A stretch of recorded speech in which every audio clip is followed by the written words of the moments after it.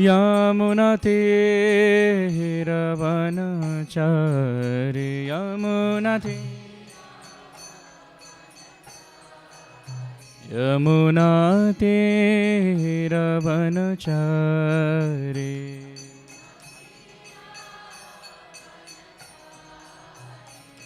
Jai Radha Madhava Jaya Kunja Bihare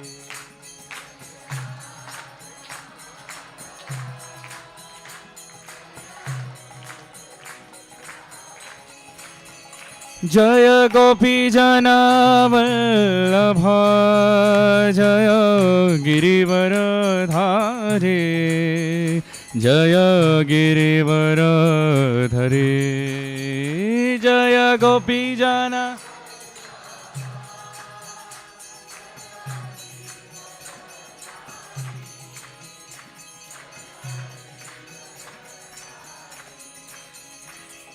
Yashodanandana Braja Janaranjana Yashodanandana Braja Janaranjana Jaya Yashodanandana Braja Janaranjana Yashodanandana Braja Janaranjana Everyone, Yashoda Nandana Braja Janaranjana. Oh Yashoda Nandana Braja Janaranjana. Oh Yashoda Nandana Braja Janaranjana. Yashoda Nandana Braja Janaranjana. Yamunate Ravanachari. Yamunate Ravanachari Hare Krishna Krishna Krishna Hare Hare Hare Ram Ram Ram Hare Hare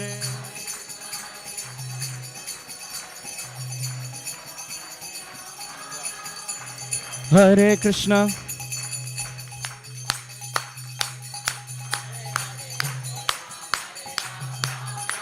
And again.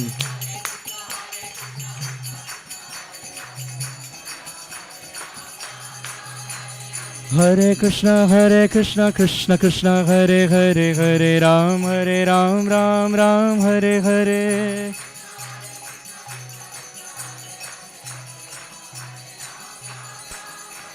Hare Krishna Krishna Krishna Hare Hare Hare Ram Ram Ram Hare Hare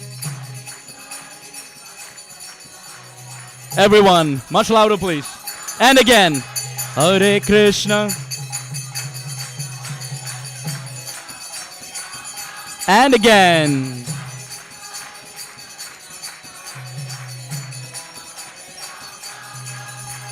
Hey, Hare Krishna.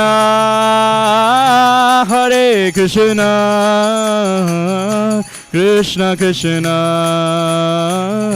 Hare Hare Hare Rama Hare Rama Rama Rama Hare Hare Hare Krishna Hare Krishna Krishna Krishna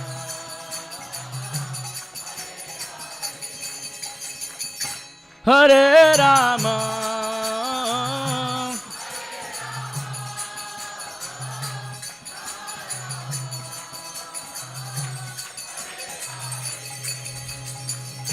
Hare Krishna Hare Krishna Krishna Krishna Hare Hare Hare Rama Hare Rama Rama Rama Hare Hare Hare Krishna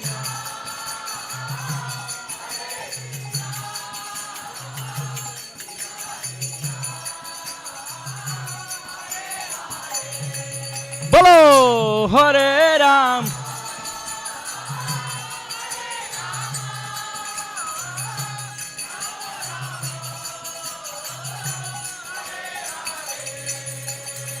Hare Krishna, Krishna Krishna, Hare Hare, Hare Rama, Rama Rama,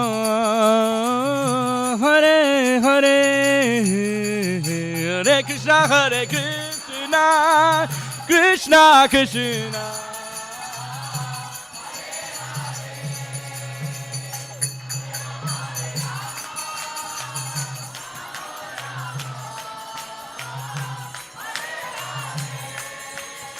Hare Krishna, Krishna Krishna, Hare Hare, Hare Rama, Rama Rama, Hare Hare, Hare Krishna, Krishna.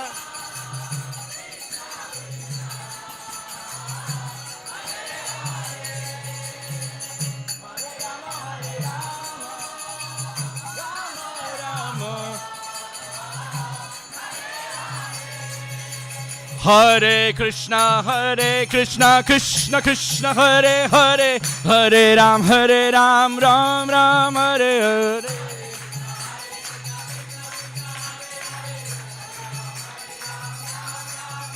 Hare Krishna, Krishna Krishna, Hare Hare, Hare Ram, Ram Ram, Hare Hare.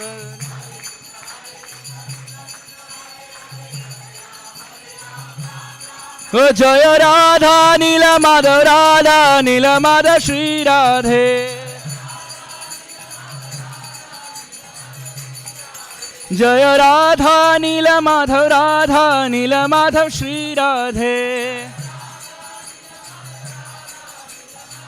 Jaya Jaya Prabhupada, Prabhupada, Prabhupada, Jaya Jaya Prabhupada.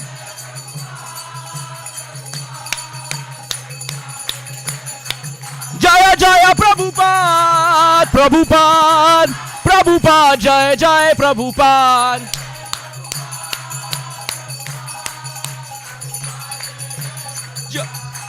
Jaya Prabhupada, Jaya Prabhupada. Jaya Prabhupada, Jaya Prabhupada. Jaya Prabhupada, Jaya Prabhupada. Oh Prabhupada, Jaya Prabhupada. Nitai Gaura Hari Bol, Hari Bol, Hari Bol, Gaur Hari Bol, Nitai Gaur. Nitai Gaur Hari Bol, Hari Bol, Hari Bol, Gaur Hari Bol, Nitai Gaur. One last time everyone. Nitai Gaur Hari Bol, Hari Bol, Hari Bol, Gaur Hari Bol.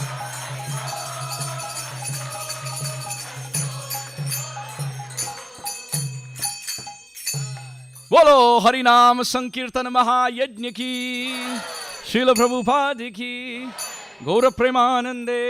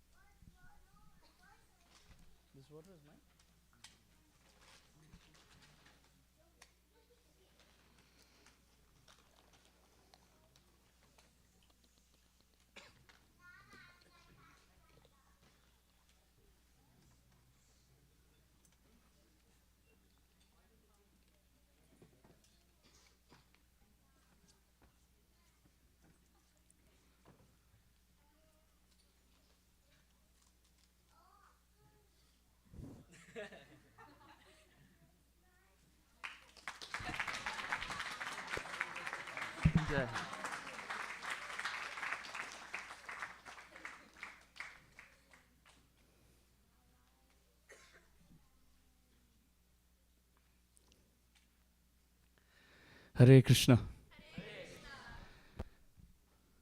So there's a good news and a bad news. Which one should we start with? Bad news? There's going to be a class right now. That's the bad news. Now the good news? It's going to be only 1 hour. After that, there'll be kirtan. Very inspiring. That Haribol meant everything. Okay. Thank you, everyone. So, we'll chant Mangalacharan very quickly, and we will all take a flight and fly from here to Varanasi. And we'll go to see Sri Chaitanya Mahaprabhu and Srila Sanatana Goswami. Om Namo Bhagavate Vasudevaya. Om Namo Bhagavate Vasudevaya. Om Namo Bhagavate Vasudevaya. Om Ajnanatimirandhasya Jnananjanashalakaya Chakshurunmilitam Yena Tasmai Shri Gurave Namaha. Nama Om Vishnupadaya Krishna Presthaya Bhutale Shri Bhaktivedanta Swamin Niti Namine Ste Saraswate Deve Gauravani Pracharine Nirvishesha Shunyavadi Paschatya Deshatarine Jaya Shri Krishna Chaitanya Prabhu Nityananda Shri Advaita Gadadhara Srivasadi Gaura Bhakta Vrinda Hare Krishna Krishna Krishna Hare Hare Hare Rama Rama Rama Hare Hare. Hare Krishna. So welcome everyone. This is the final session of the 3-part series on Sri Chaitanya Mahaprabhu's talks with Srila Sanatana Goswami at Manikarnika Ghat. Manikarnika Ghat Dham ki. What did we cover on day 1? We covered Sri Chaitanya Mahaprabhu speaking to Sanatana Goswami on how opulent Krishna is. What was covered in that? We said 2 stories about Brahma, where we said that Dwarkadish Krishna, he bewildered Brahma, but how did he bewilder Brahma? With the presence of other Brahmas. But how did Brajendra Nandan Shamasundar, Rasik Shekhar, Radharaman, Yashoda Nandan Shri Krishna, while doing one bhojan, eating his food with his left hand and pulling laddus from his friend's mouth? Very naughty, our baby Krishna. Very naughty. Mother Yashoda would say, everyone is saying you're chore. Krishna would say, actually, I have heard from the sages that the son carries the heart of the mother. So if I am chore, I may have inherited that from you. Mother Yashoda says, how you're speaking like this? Krishna said, no, I am speaking with Praman. One of Mother Yashoda's forefather, his name was Chor Ghosh. So Krishna said, look, I am following the parampara from your side. Because your forefather's name was Chor Ghosh, and Chor means a thief. So if I am Chor today, it's because there would have been a Chor in the past. And that is from your side. And Mother Yashoda would not have anything to say to that. So we said how that Krishna in Vrindavan, when he bewildered Brahma in the Brahma Vimohan Leela, what happened? Did he bewilder Brahma like Dwarkadish with other Brahmas? No. He bewildered Brahma with Vishnus. So fascinating. So day 1 concluded. Our Shachinandan Gaurahari Mahaprabhu, he concluded day 1 in his conversation with Sanatana Goswami by establishing that Krishna in Vrindavan, he is way more opulent than Krishna outside, or any other incarnation for that matter. Shriya Kanta Kanta Parama Purusha Kalpataravo Druma Bhumish Chintamani Gadamayi Toyam Amritam Katha Ganam Natyam Gamanamapi Vamshi Priyasaki Chidanandam Jyotihi Paramapi Tadaswadyam Apicha. This is the second last verse of the Brahma Samhita that we chant. What is Brahma saying in that?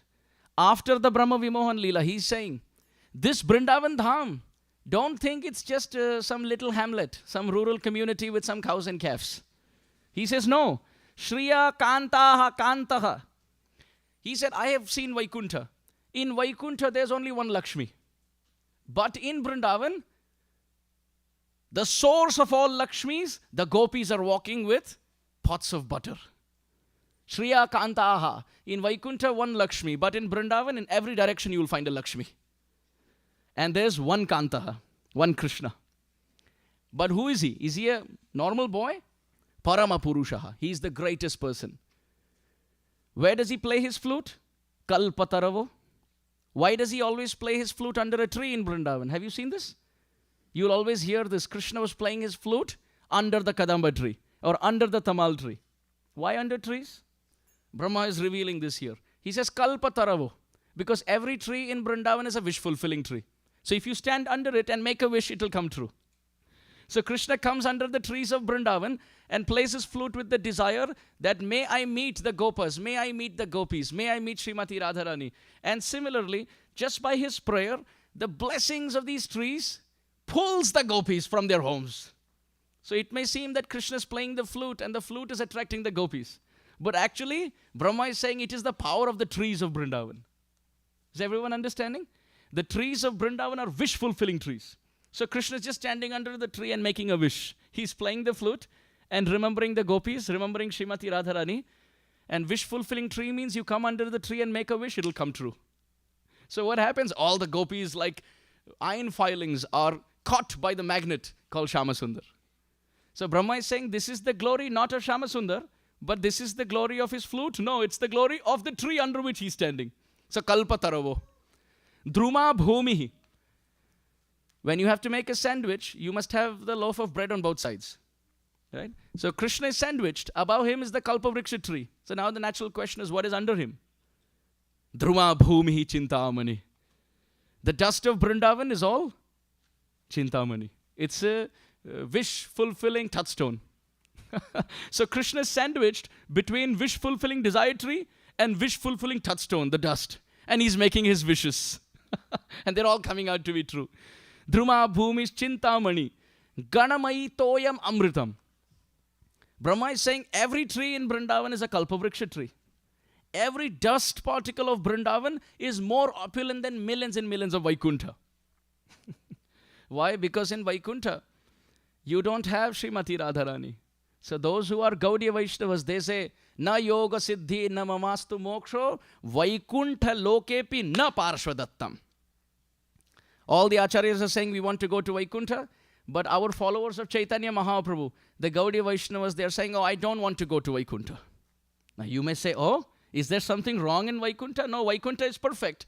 But we are looking for Srimati Radharani's lotus feet. We are looking for the banks of Jamuna. We are looking for the caves of Govardhan. And none of this is found in Vaikuntha. So why should we go to a place where we don't want to go? Then where do you want to go is the question. Vishwanath Chakravarti Thakur says, Mamastu Vrinda Vanaeva Vasa Mamastu Vrinda Vanaeva Vasa Mamastu Vrinda Vanaeva Vasa Mamastu Vrinda Vanaeva Vasa. You said the same line how many times? 4 times. Because it is said in the Shastra that if you want to get something, then you have to repeat it 3 times. Harer Nam, Harer Nam, Harer Nam. And if you really want to get something, then say it more than 3 times. So Chakravarti Pad has put it at the end of every line, at the end of every stanza, and it's an ashtakam. So at the end of every verse, this line comes. May I live only in Vrindavan. And how many verses? 8. So he says the same thing 8 times, just to be safe, that his desires get fulfilled. Is it okay if I can take the mic off? Because I'm a very restless child. We can take this Tridanda out. 3-fold bending, dark complexioned rod.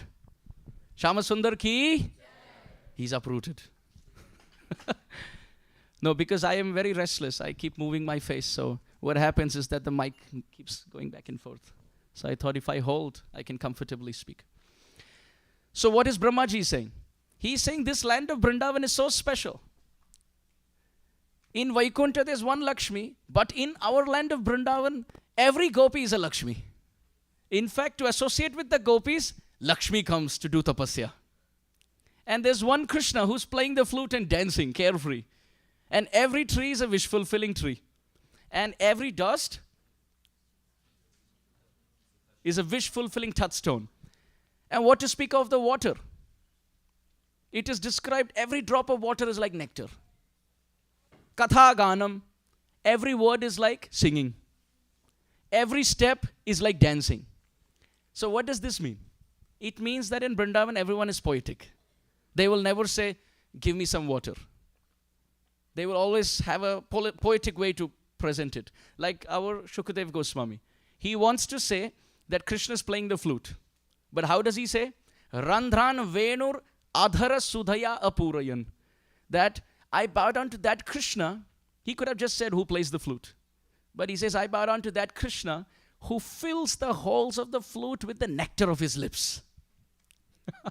It's a very poetic way of putting his stuff.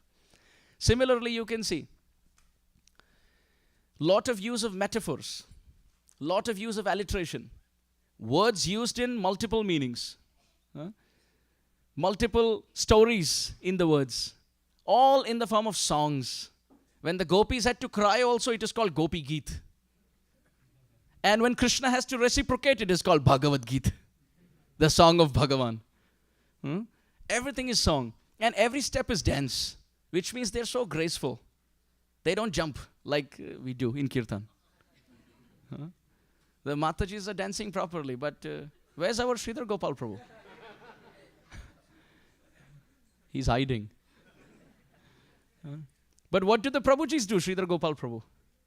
Some graceful personalities like yourself are dancing properly. But some people like me whose body is off balance, we can dance. I can't dance. So we just run from one place to another. We just jump on the pretext of dancing. But Brahmaji is saying this land of Vrindavan is so beautiful that every drop of water is like nectar. So what does it mean? It means if every drop of water is like nectar, what is the nectar of Vrindavan like? How beautiful is it? If every word is like a song and every step is like dancing, then how is the actual singing and dancing? And then when they come together in the Rasa Leela, then what to speak of that pastime? If naturally normal walking is like dancing, when they decide to dance, how will it be? And that is when one Krishna dances. Then when one gopi dances, it's exciting, intoxicating in love of Godhead. When gopis become multiple and Krishna becomes multiple and everyone is not walking but actually dancing and not speaking but actually singing and combining all of that with the flute sound and with lot of affection. Jaya Jaya Rasa Leela Sarva Manoram. Therefore, this is the highest epitome of all of Krishna's Leelas. People sometimes misunderstand the Rasa Leela. But Srila Vishwanath Chakravarti Thakur says, it is like a little baby who gets lost in a room full of mirrors. Can you think? Let's observe this. Srila Vishwanath Chakravarti Thakur says, you just send a little baby into a room which is full of mirrors. He's just looking and talking to his own reflections. And he's lost because in all directions it's only him. Vishwanath Chakravarti Thakur says this, that this is how Krishna felt when he was singing and dancing in the Rasa Leela. But then Brahma, while he's saying Katha, Ganam, Natyam, Gamanam, because he's thinking of the Rasa Leela, he says Vamshi Priya Sakhi. Vamshi. Now the word Vamshi, Venu, is actually a male word. Venuhu. So the Krishna's flute is considered to be a male person. The gopis have reasons for it. They say, oh, because he's hard-hearted, because he's bamboo. He's full of holes. He's defective. He has no emotions. He has no heart. He's just a piece of stick. So the gopis say it must be a male. But then why? So if you hear things like this in real life, don't worry. It is parampara. But Brahma is not saying Vamshi Priya Sakha. What is he saying? Vamshi Priya Sakhi. Why? Because Brahmaji now, by glorifying Vrindavan, has got mercy of Radharani. So he's taking sides of Srimati Radharani. And instead of calling the Vamshi a male, He's saying, actually, the Vamshi is a female.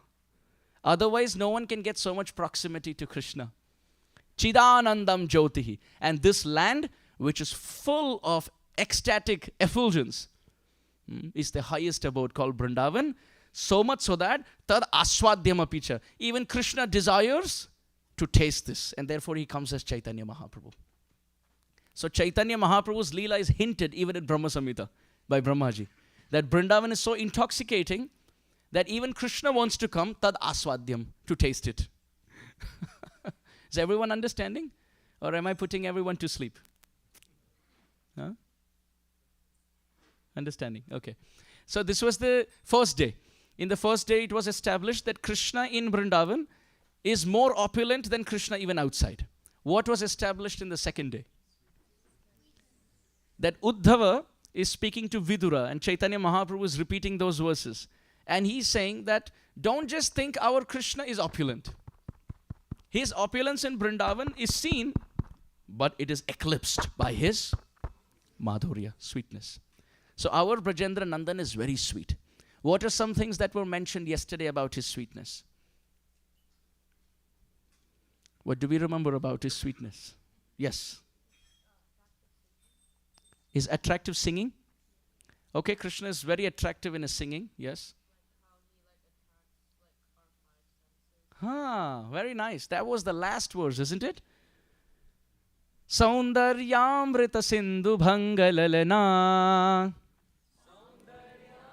Sindhu Bhang Chittadri Samplavaka Karnanandi Sanarma Ramya Vachana Kotindu Shitangaka. What does this mean?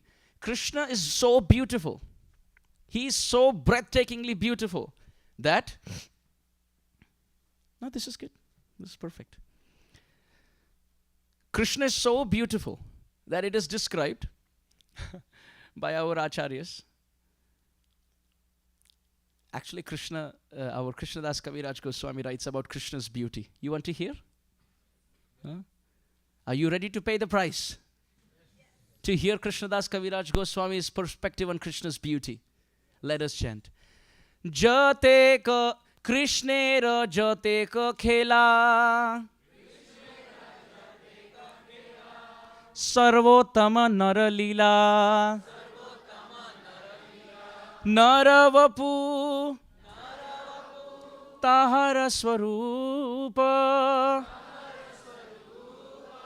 Naravapu Tahara Swarupa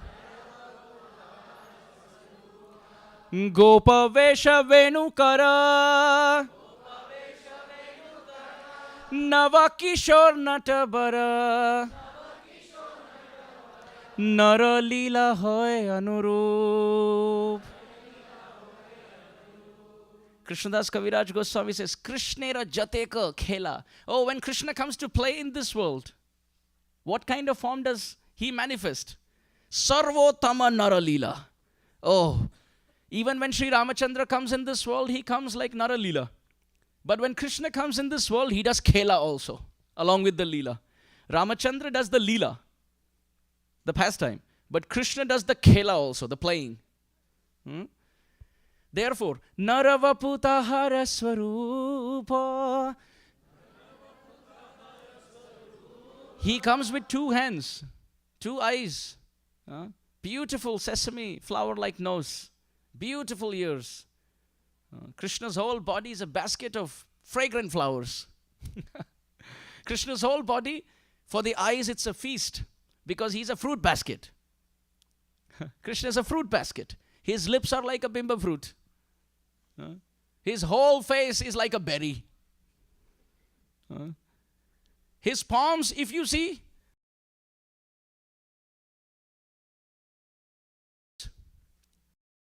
Mother Yashoda makes lotus flower-shaped sweets. In this world, we know sweets. And we know lotus flower. But Mother Yashoda makes lotus flower-like pink sweets. When you look at Krishna's teeth, when you look at Krishna's nails, in the fingers and the toes. He looks like a basket of jewels. His whole body is like a blue sapphire touchstone, Indra Nilamani. Rupa Goswami Pad says, Indra Nilamani Manjula Varna Sundaro Jayati Kunja Vihari. I bow down to that Krishna who frolics in the forest of Braj, who's like a self-effulgent blue sapphire touchstone. So if Krishna's body is a blue sapphire touchstone, what are his nails like? Oh, they are like pearls. Then what is his teeth like? They are like diamonds. Then what is the reddish part of his palms like? It is like a red ruby. And when he stands next to Srimati Radharani, his complexion changes. Why? Because he's blue. And when Srimati Radharani stands next to him, the golden color from her body completely covers Krishna. So Krishna is already blue. Neela Madhav is already blue, dark blue, blue sapphire. And Radharani is golden next to him. So the golden yellowish rays fall on the blue form of Krishna, and primary colors of blue and yellow mix, and he becomes green. And at that time, Krishna looks like a green emerald. So when someone looks at Krishna, the softness of his body, the beauty is such that he's like a basket of flowers. But how sweet and tasty is he? Oh, he's a basket of fruits. But how opulent is he? He is a basket of jewels. Thank you. Therefore, he's money. He's a money. Bhakta Paya Bhujanga Garuda Mani. Trailokya Rakshamani. Gopi Lochana Chatakambuda Mani. Saundarya Mudramani. Yakantamani Rukmani. Khanakucha Dwandvaika Bhushamani. Shreyo Deva Shikhamani. Dishatuna. Gopala Chudamani. Gopala Chudamani. This is the headquarters, world headquarters for Mukundamala Stotra. Seattle. Because of all the kids' classes. How many kids have chanted Mukundamala Stotra here? Countless. Everyone's chanted.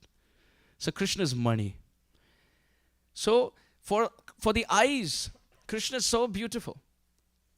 Our Krishnadas Kaviraj Goswami says, Nara Vapu Tahara Swarup. But how does he look? Gopavesha Venukara. Gopavesh. He looks like a cowherd boy. What does that mean? Oh, because he has tied his dhoti on the top. Because he's all the time dancing.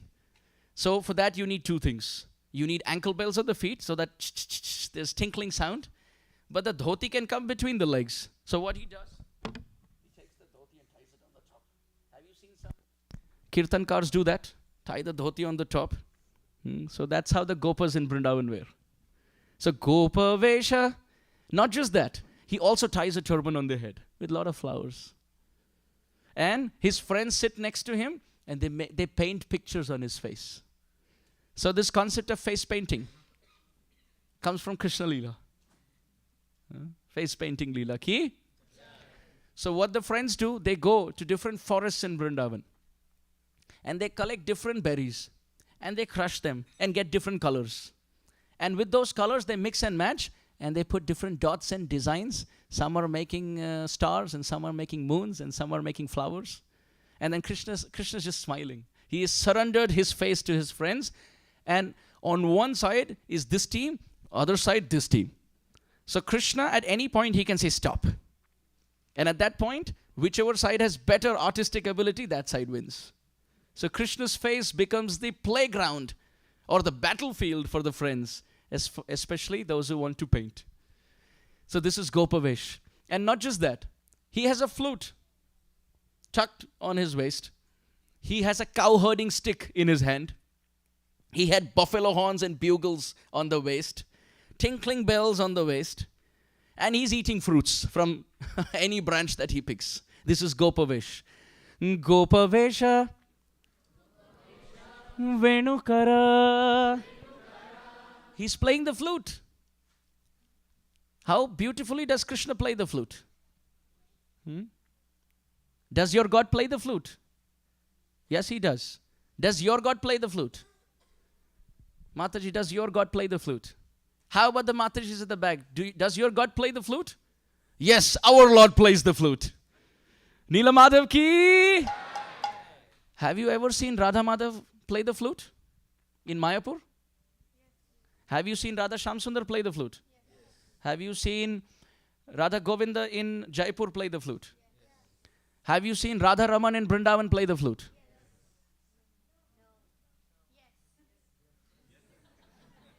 Who is the heartbeat deity for the Gaudiyas? Who plays the flute like that? Who is the heartbeat for the Gaudiya Vaishnavas? It is Radha Raman. Does Radha Raman play the flute? Have you seen his hand with the flute? Murli, you have seen? Sure? Murli is more confident than even Gopal Bhatta Goswami.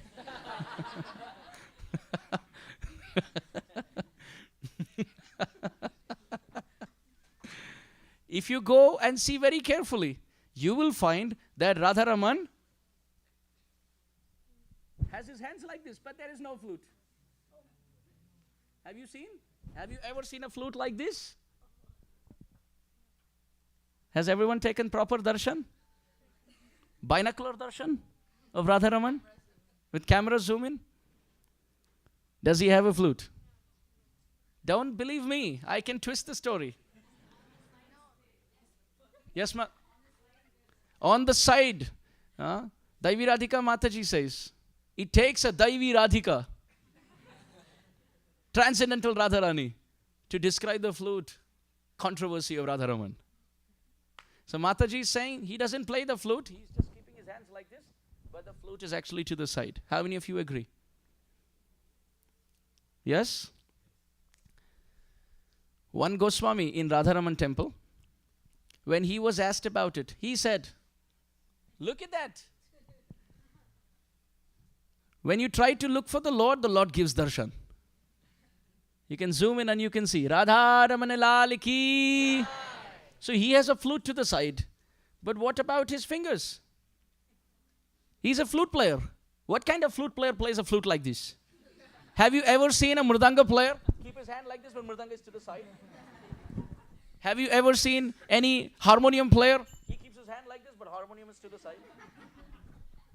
But look at our Radharaman. The flute is to the side and hands are like this. So one Goswamiji, when he was asked, Venukara, this is elaboration on Gopavesha Venukara. So one Goswami of Radharaman temple, he said, actually our Radharaman, he has so many meals a day that he has no time to play the flute. Because that Goswami worships Radharaman in Vatsalya Bhav. He sees his Radharaman as his child. So he says, now, we are giving him 8 offerings a day. So every 2-3 hours, we keep feeding him. We keep for 20 minutes. We sing a song so that he eats. We give him so many items. And then you have to remove the flute, give him bhoga, then wash his mouth, then put the flute. By then, he tries to play. Sa. Next offering comes in. So then the Goswami said, what we do is, we keep the flute to the side to show that yes, he knows to play, but he has no time because we are busy feeding our Gopal. But then there was another Goswami at Radharaman temple who said, actually he has a flute. And he even plays it. He's having his flute and he's playing. But what happened? He had darshan of Srimati Radharani. And when he had darshan of Srimati Radharani, the flute fell from his hand. And he thinks he's playing the flute. But where is the flute? It's fallen. Because he had darshan of Srimati Radharani. Venum karan nipatitam. The flute has fallen. One time, our Amarendra Prabhu, 2009, Sharad Purnima, it was the first day of Kartik. And this was the last Kartik that His Grace Amarendra Prabhu was on the planet. So on the first night of Kartik, Sharad Purnima night, Sripad Amarendra Prabhu, he stopped the kirtan and he said, tonight is the night when Krishna plays the flute. Tonight is the night when Krishna plays the flute. And he calls the gopis for the rasa dance. And all the devotees said yes. And Amarendra Prabhu said, how many of you can hear the flute? Hear carefully. And the devotees tried to hear and they said, we can't hear the flute. Amarendra Prabhu, what about you? Amarendra Prabhu said, me neither. He said, you know why I'm asking this question? Why we're not able to hear the flute? Actually, he's playing the flute, But he has glanced and had darshan of Srimati Radharani, so the flute has fallen from his hand, and he's playing the flute, but we can't hear it because the flute's fallen from his hand.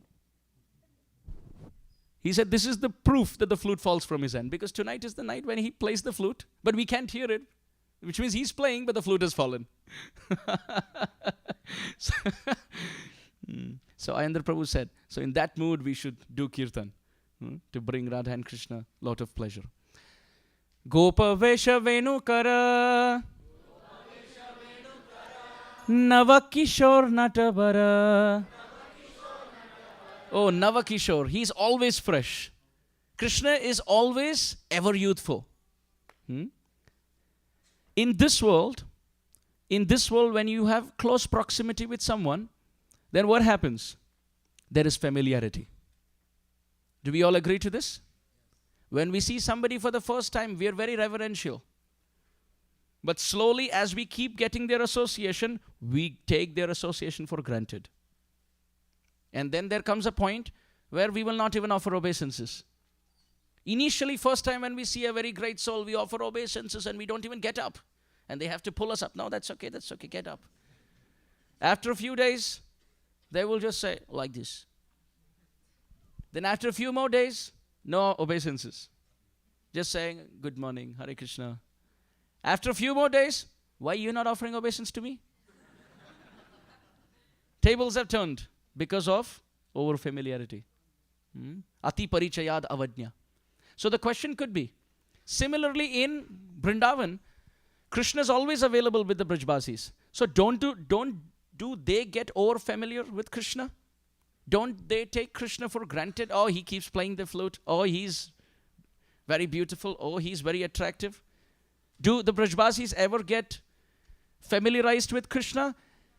The Acharyas say, Krishna's dealing with the Brajbasis in Vrindavan. It's like playing the dice game. Everyone please hear this very attentively. This is called Pashkhela, which means dice game. In English, it's close to what you call as Ludo, right? It's like a Ludo, is that how you say it? Yeah.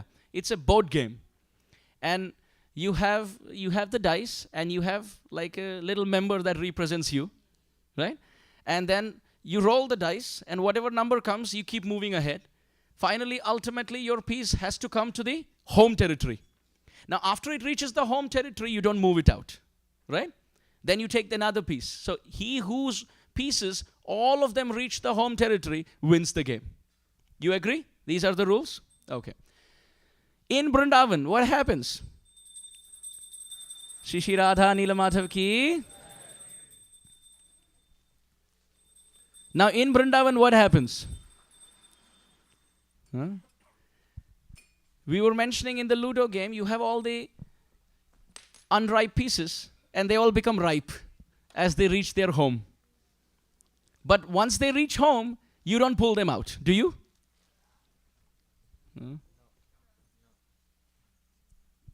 Has everyone heard of this game before? Yes?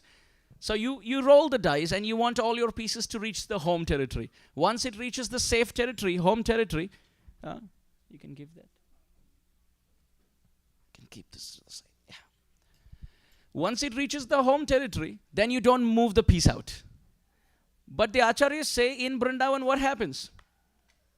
What happens in Vrindavan? All the Brajbasis, they have a love game with Krishna. Even after reaching home, which means they're all in Goloka Vrindavan, still they keep playing, which means, now if you take that piece from home and you roll the dice and you keep moving, when will you come to a conclusion? Never. You keep just moving around and around and round and round. So even after reaching Goloka Vrindavan, they keep rolling the dice, which means they have so much love for Krishna, their love game keeps moving on and on with ever more freshness. They never win. Is everyone understanding? The love of the Brajbasis, it's like the dice game. Even after they perform their Leela in this world and go back home, back to Godhead, which is the home territory, still they continue to keep playing their game of love. Every time they look at Krishna, oh, I have never seen you before. And then Krishna looks at the Brajbasis and he says, oh, how much love you have for me. And the Brajbasis say, oh, that is because you're so sweet. And because Krishna is sweet, he perceives more love in the Brajbasis. And the Brajbasis, because they have so much love, they can perceive more sweetness. So they have so much love, and they can perceive so much sweetness. But because the sweetness has increased, now their love increases. And because their love increases, they perceive more sweetness in Krishna.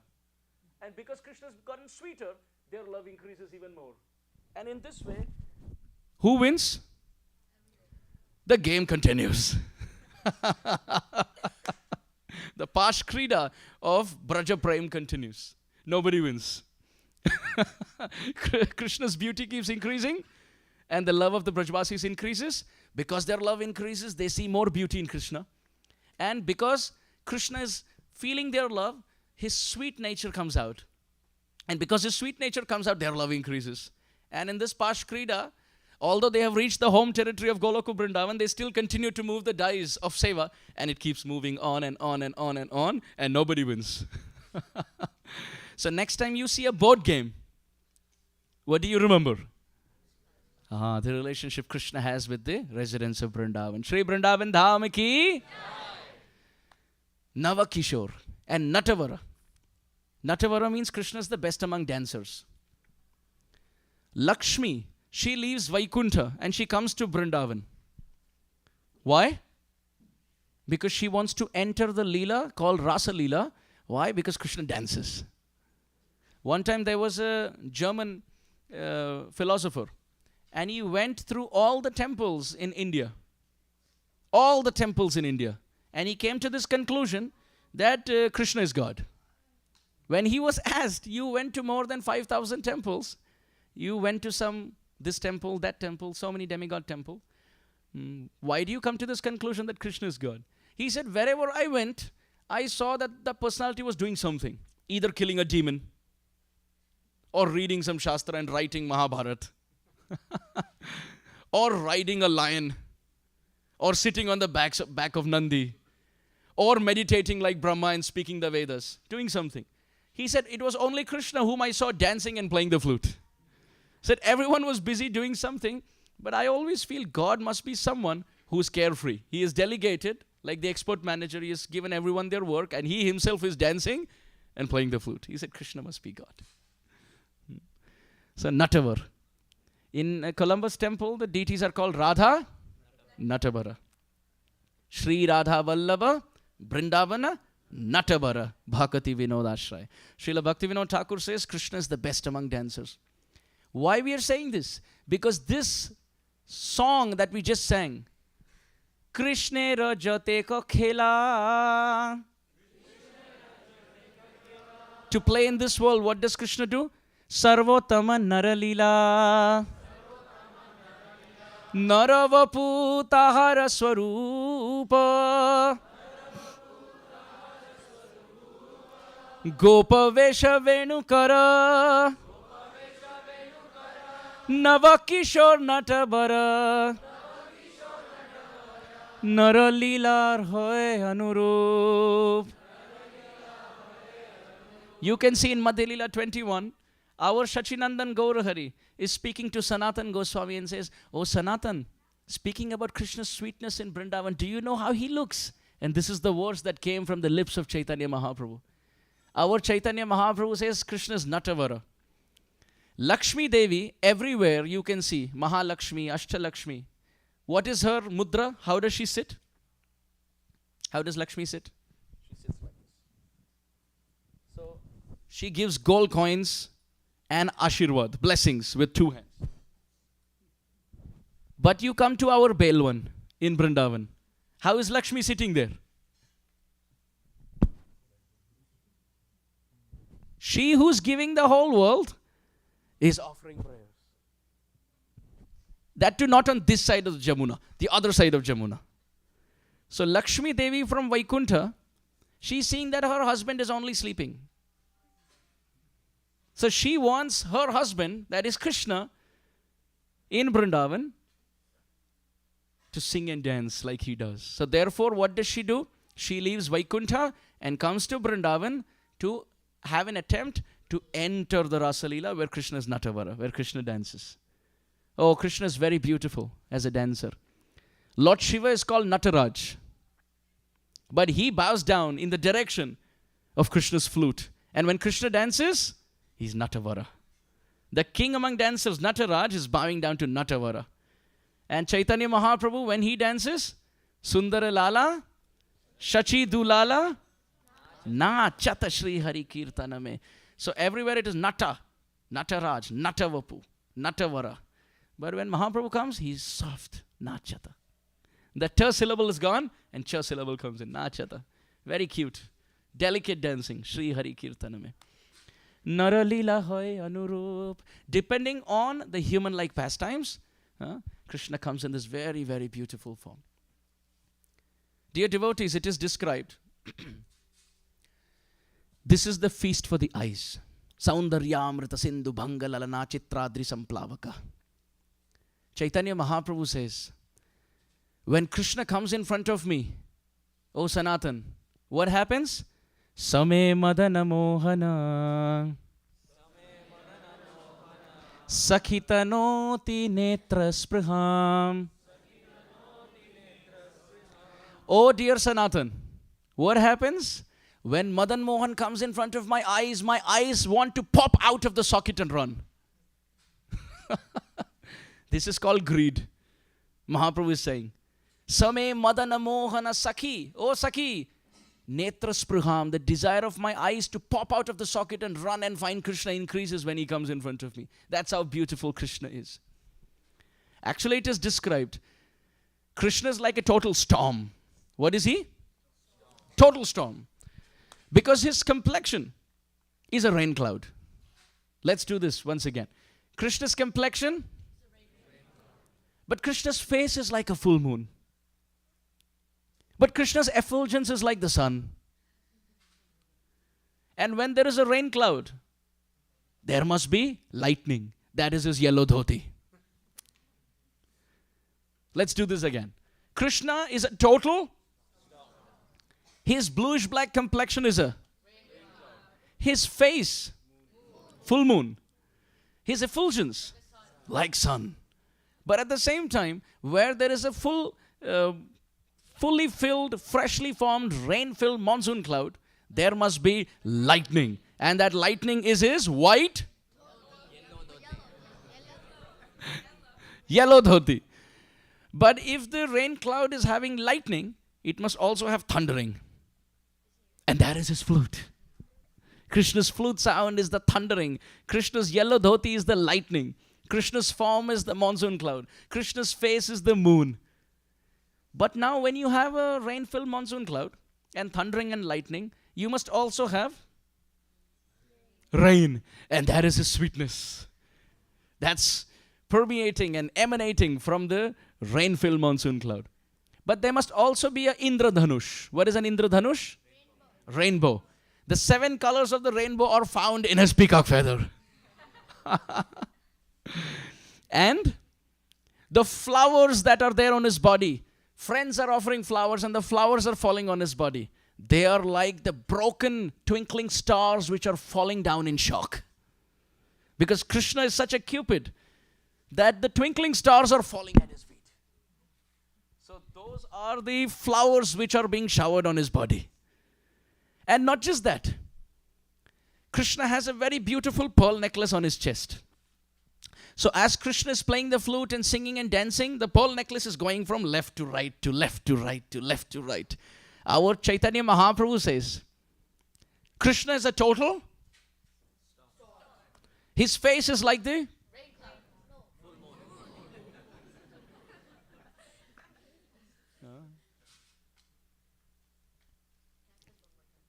One more time. Samarth wants to become Sarva Samarthaha. Okay, let's go. The lightning.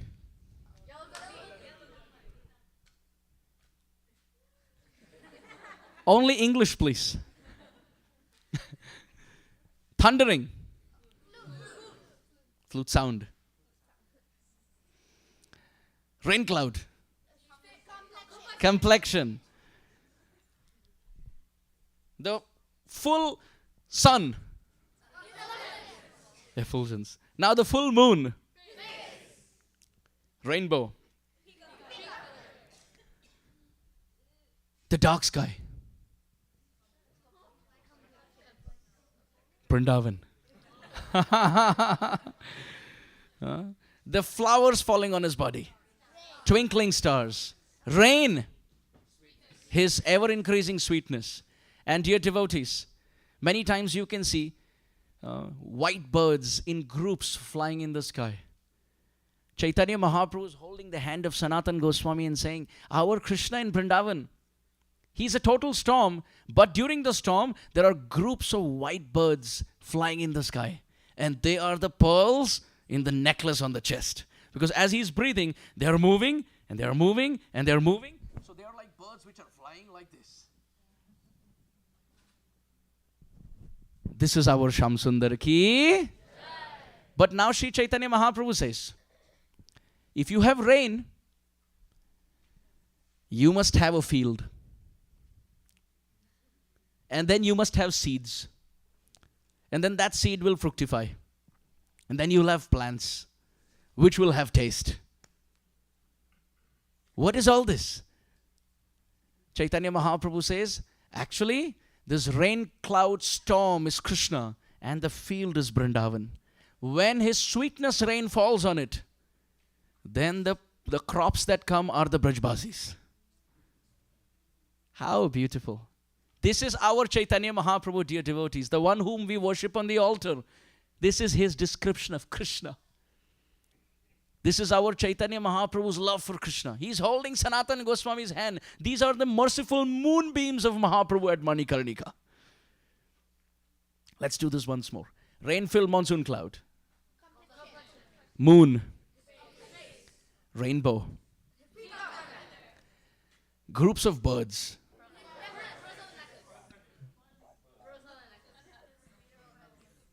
Thundering. Thundering. Now the thundering. Light. Lightning. Flowers. Twinkling stars. Now Chaitanya Mahaprabhu says the field where the rain of sweetness falls, that field is Sri Vrindavan Dham. Where the crops of the hearts of the Brajbasis are growing, nourished by the rain of Krishna's sweetness. Do we all want to go to that land? Where the seed of our prem, our love, is nourished by the rain of Krishna's sweetness. And what happens? The crop of bhakti rises and the fruit of love of God, it is offered to Krishna. But why does Chaitanya Mahaprabhu say Krishna is a storm? Because he says now, in that field, there are trees. And the tree has leaves called as the gopis. What are the leaves? That too, dry leaves. Chaitanya Mahaprabhu says, Krishna is a storm. And the gopis are like dry leaves. What happens when a storm goes through dry leaves? First of all, they tremble. They tremble on the tree. So similarly, when Krishna plays the flute and the sweetness of his form attacks the eyes, the sweetness of his fragrance attacks the nose, the sweetness of his flute attacks the ear, the sweetness of his prasad attacks the tongue, the sweetness of his touch attacks the skin. When all the 5 arrows of Cupid, called as Madan Mohan, they attack the Brajbasis, especially the gopis, the first thing that happens, that this storm goes through the leaves called as the gopis, and their heart starts to tremble. The leaves are trembling. Then what happens second? What will happen to those leaves on the tree? They will get detached from their tree called family life. So which means when Krishna plays the flute and the gopis run, oh please know the storm has attacked the tree. And all the leaves have gotten detached from the branches. Then what's to the ground? All the gopis are at the lotus feet of Krishna. And what's the fourth thing that happens? The leaf never, ever, ever has the power to get up. The gopis have surrendered their life and soul at the lotus feet of Krishna. and they never have the power to even get up from that lotus feet. This is the storm called Krishna. What do you all think? Do you want this storm to attack the leaf of your heart? Do you want your heart to tremble? Do you want your material life to be finished? And are you ready to fall at the lotus feet like dry leaves at the lotus feet of Brajendra Nandan Shyamasundar, Rasik Shekhar, Radha Neelamadhava ki? As Chaitanya Mahaprabhu is speaking, his heart is getting even more intense. And as he is speaking, a verse of Srimad-Bhagavatam rises on his tongue. Now please be careful. Fasten your seatbelts, everyone. Please, everyone, fasten your seatbelts. Because Chaitanya Mahaprabhu is going to attack your heart. If you don't want Krishna, then that is okay. But if you want him, be careful. Because the arrow is going to go straight. Chaitanya Mahaprabhu is holding the hand of Sanatana Goswami. Please note, dear devotees, till now, he was repeating the words of Uddhav. He first spoke, Swayam tu asamya tishaya triyadhisha, right? Where Krishna is the Lord of Threes. That was Uddhav Uvacha. Then he said, Yan martya lila payukum swayoga maya balam darshita grihita, that Krishna is very sweet. But Uddhav has no more entrance after that. So now what happens? After that, Chaitanya Mahaprabhu, on his own, he's starting to glorify Vrindavan because Uddhav has no entrance there. And as he is glorifying Vrindavan, a very, very, very beautiful verse comes on his tongue of Srimad-Bhagavatam. Srimad-Bhagavatam is not the faculty of the mind. Srimad-Bhagavatam is the faculty of the heart. Therefore, our Sanatana Goswami said, first the heart must be in Srimad-Bhagavatam. Then you can memorize, no problem. But if you memorize and you walk the path of scholarship, but the heart is empty, it will only give rise to pride. But if the heart is drenched, if the heart is underwater, then there cannot be fire of pride because the fire cannot exist in water. So the heart must be drenched in bhakti, bhakti rasamrita sindhu, in the ocean of bhakti. And then you can memorize verses, it will only lead to humility. At this point, Sri Chaitanya Mahaprabhu invokes Yasyananam Makara Kundala Charukaranam. Let us chant this very, very beautiful verse. Look, Mahaprabhu has progressed on that chapter 21. Is everyone able to see? Let us chant. Call and response. Yasyananam makara kundala charukarnam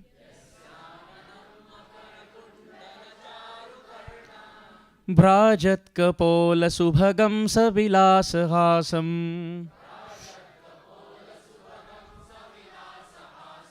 Nityotsavam nata tripudrishibhi pibantyo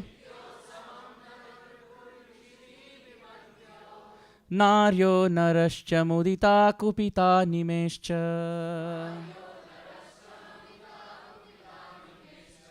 Yasyananam makara kundala charukarnam Yasyananam makara kundala charukarnam Bhrajat kapola subhagam savilasahasam Nityotsavam nata tripudrishibhi pibantyo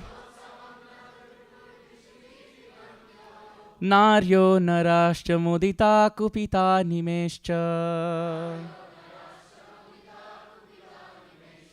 Can we all sing this together? Yes?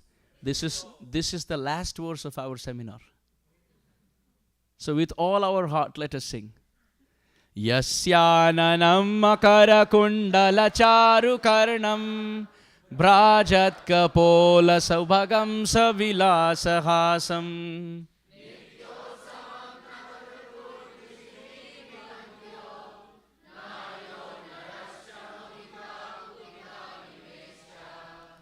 Our Shachinandan Gaurahari, Sri Chaitanya Mahaprabhu is remembering Krishna in his heart.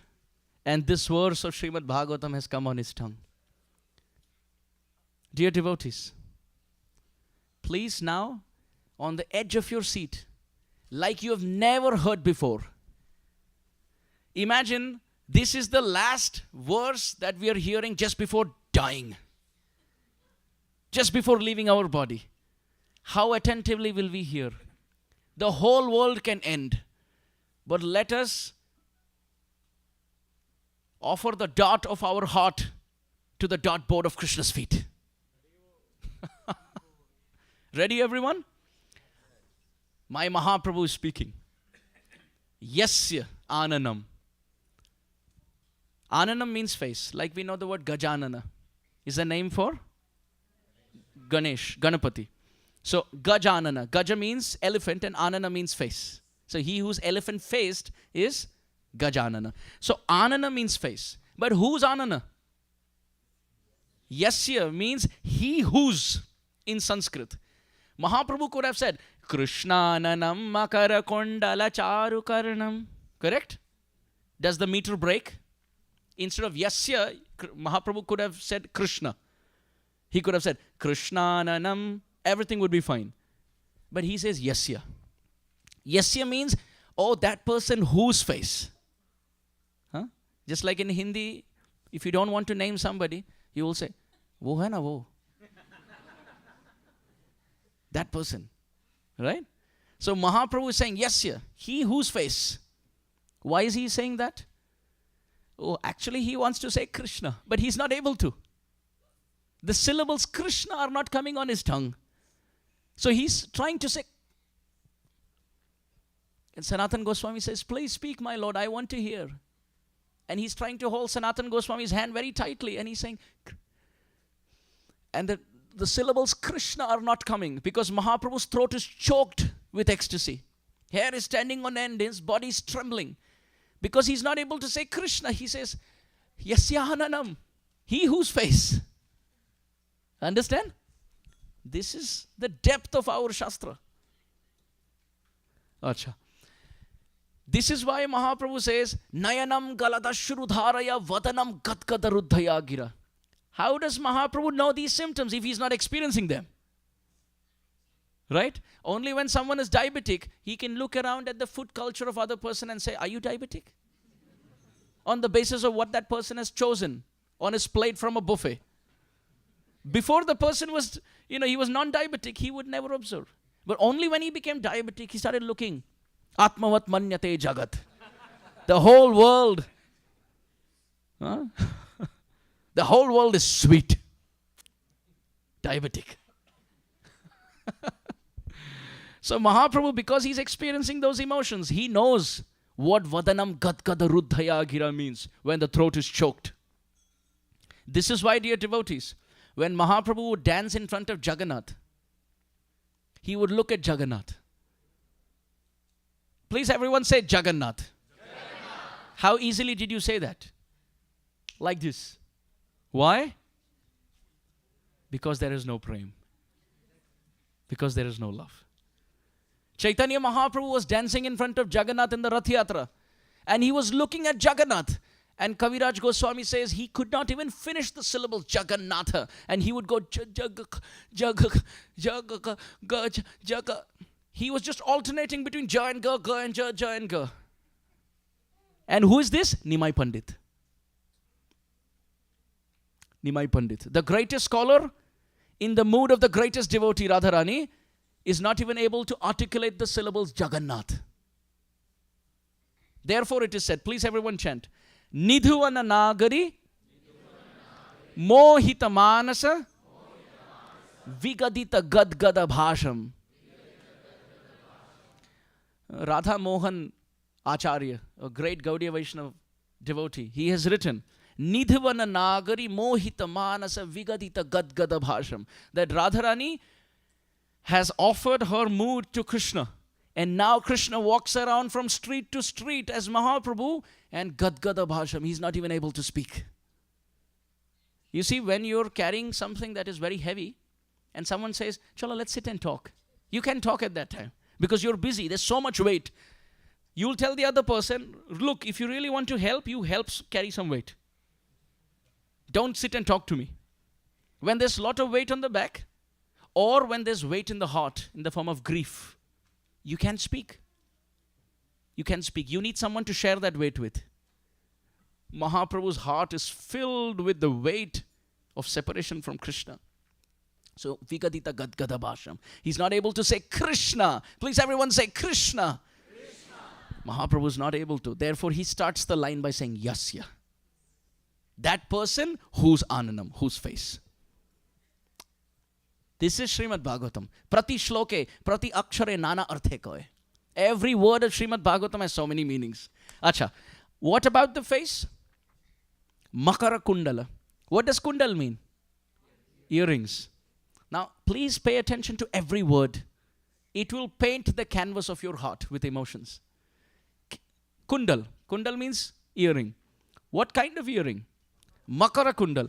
Now, the word makar is actually a legendary sea monster in the stories.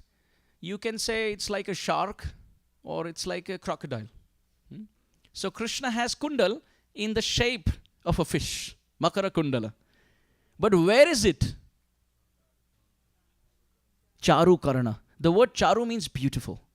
And karana means ear. Now look at this. Mahaprabhu is not able to say Krishna, but he's hinting on the face. And on the face, he's talking about the earring. But then he's remembering where the earrings are and he remembers the ear. Understand? Generally in this world, we will say beautiful adjective for the earrings. We will not say earring on beautiful ears. Everyone agrees? When we talk about earrings, we will say earrings are beautiful.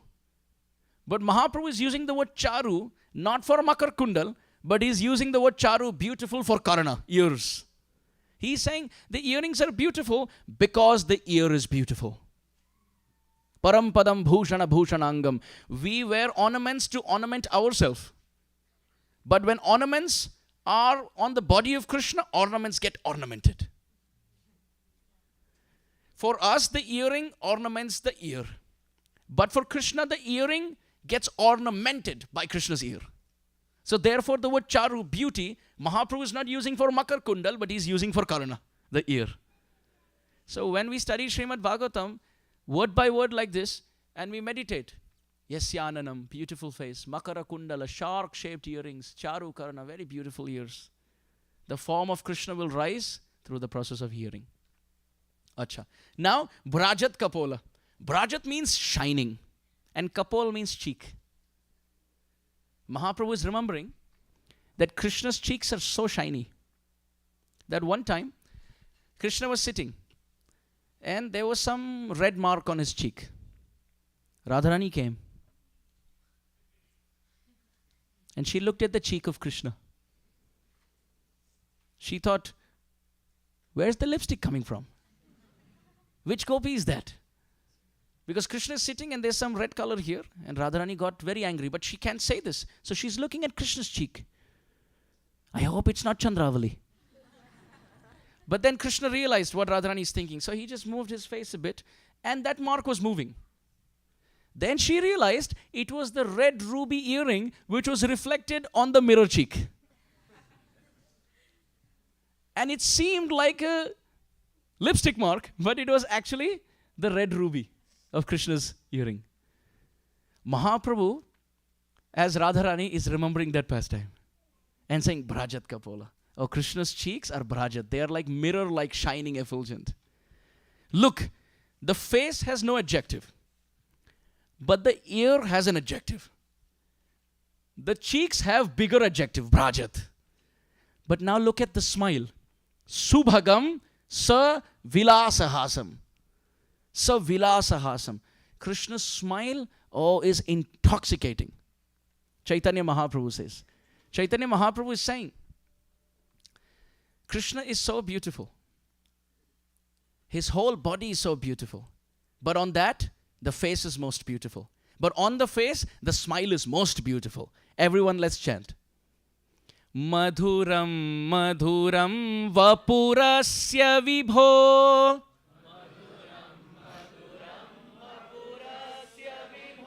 Madhuram, madhuram, vadanam, madhuram. Madhu gandhi smritam etadaho. Madhuram, madhuram, madhuram, madhuram. Sripad Bivla Mangal Thakur has said, Madhuram, madhuram, vapurasya vibho. Oh Krishna, your body, 2 madhurams. But madhuram, madhuram, vadanam, madhuram. But your face, 3 madhurams. But on that face, madhu gandhi mridhu smitam etadaho. Madhuram, madhuram, madhuram, madhuram. 4 madhurams for your smile. Krishna's smile is like the emperor of sweetness. Please repeat. Krishna's smile is the emperor of sweetness. And he is sitting on the throne of the neck. And he is ruling the kingdom of sweetness, which is Krishna's body. So Krishna's body is the kingdom of sweetness, and in that the emperor is the smile. And he's sitting on the Raj Simhasan on the neck. It is described, Krishna's lips are very tender. And Krishna's smile is very mild. And when he smiles, the teeth, pearl-like teeth are seen. Danta panktikam. Rupa Goswami Pada said, when Krishna smiles, the rows of teeth are like pearls. And many times Krishna has eaten tambul. Tambul means betel nut, pan. And when he has chewed the tambul, all the white teeth have all become red. And as a result, they all look like rows of pomegranate seeds. So Krishna is sitting and he's smiling.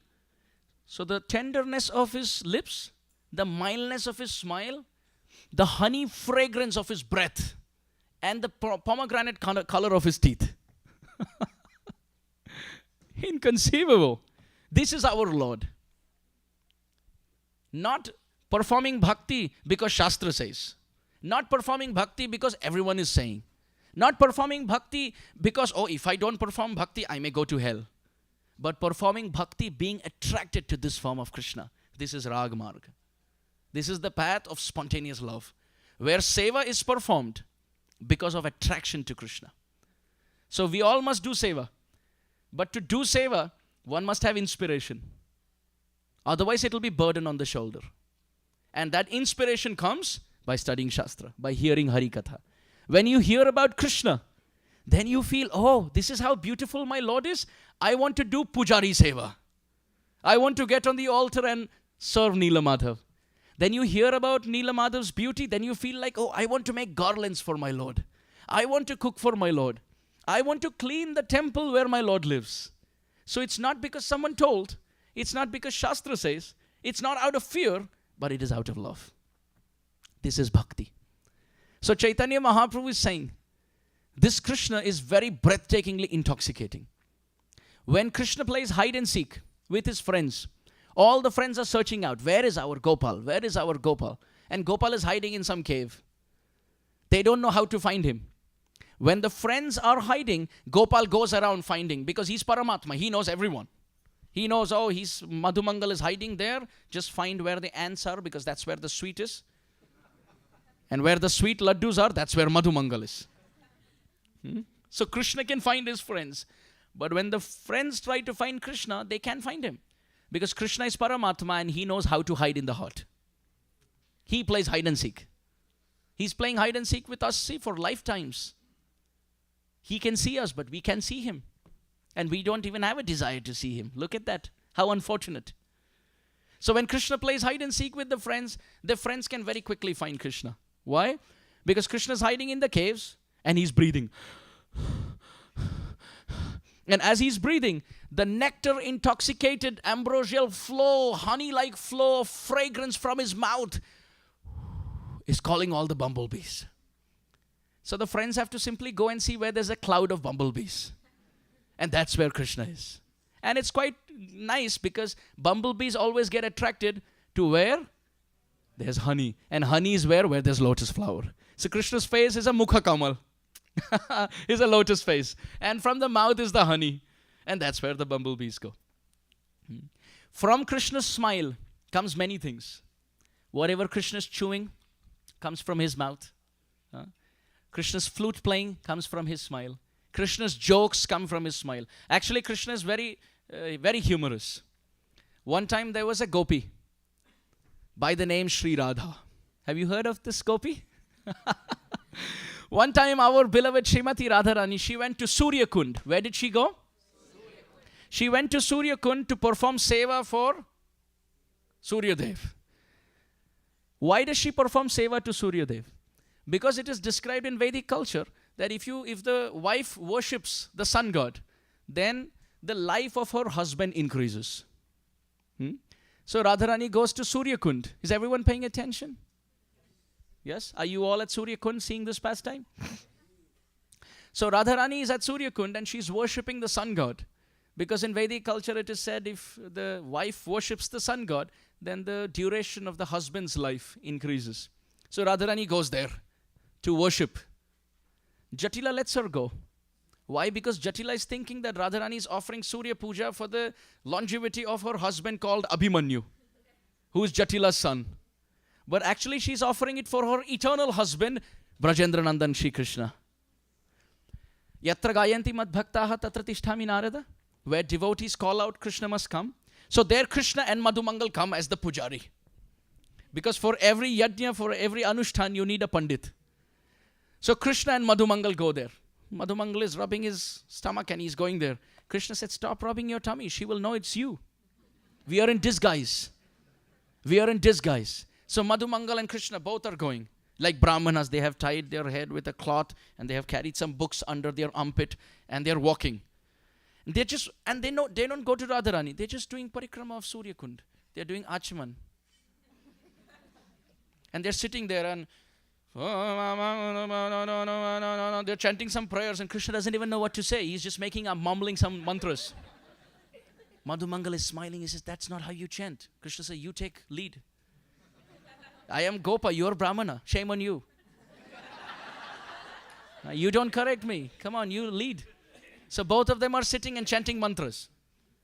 And that's when Radharani feels, oh, I have been searching for a Brahmana who can do the Surya Puja because I don't know the details. And Radharani starts walking. And Krishna's like, she's coming.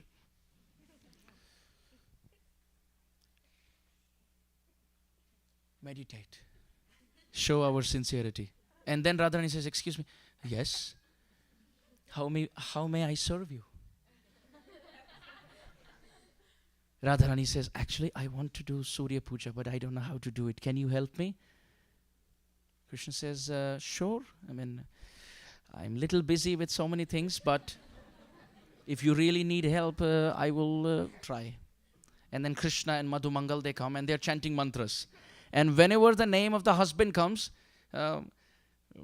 Madhumangal starts loudly playing the conch shell. And then Krishna says, Krishna, Krishna, Krishna, Krishna. The name of the husband is Krishna. So now Radharani feels, I have done this Anushtan many times in the past. But this is not how it is done. Something very weird is going on today. She looks around and she sees that this Brahmana has forgotten to hide his flute. So she looks. She looks at this Brahmana. Skinny Brahmana. And she says, Krishna, is that you? And Krishna is horrible. Says, oh Radhike, I just came here to offer my service to you. And while speaking to Srimati Radharani, Krishna calls her, oh Padmini. Our Rupa Goswami Pad writes, with that same smiling Savilasa Hasam, with the same smiling mouth, Krishna says, oh Padmini. Now you may think, what is wrong with the word Padmini? But it has multiple interpretations. The word Padmini is actually a name. But it's not a favorable name. Because Radharani has an arch rival called Chandravali. And Chandravali's right-hand Sakhi's name is Padma. So by calling her Padmini, Krishna just wanted to make Radharani a little angry. So Radharani said, why are you saying the name of Padma? He said, no, I said Padmini. which means she who's as beautiful as a lotus flower. Why does Krishna do this? Because Radharani is gold. And when she gets angry, it's like throwing gold into fire. What happens? Gold looks more beautiful. So Radharani becomes Tapta Kanchana, Gaurangi. She's already golden, but when she's consumed by the fire of her anger, then she becomes molten gold. She becomes Manini. So Krishna says, "O Padmini," which means, "Oh, she who's as beautiful as a lotus flower." But then there's one more meaning there. Why? Because who is the friend of the sun? The lotus. Because when the sun rises, the lotus opens. And when the sun sets, the lotus closes. Oh, she who has so much faith in the sun, you must be a lotus. Because only lotus opens seeing the sun. So in Vedic culture it is described, although the sun and the lotus, they are far apart, they are considered to be husband and wife. Because the sun rises and the lotus of the wife's face smiles and beams. The lotus opens up, looking at the rays of the sun, which is like the husband. And when the sun sets, the lotus closes. Don't think whether or not that is true. It is just a Vedic metaphor. Please don't superimpose your material experiences on that. Some Prabhujis are saying, the example should be lotus and moon. Because when the moon of the husband comes, the lotus closes. Actually, Chaitanya Mahaprabhu is saying, remembering that Krishna, he looked at Srimati Radharani and said, "You are Padmini," which means you are having so much faith in the sun that you're doing Surya Puja. But there's one more layer of meaning. What is the meaning?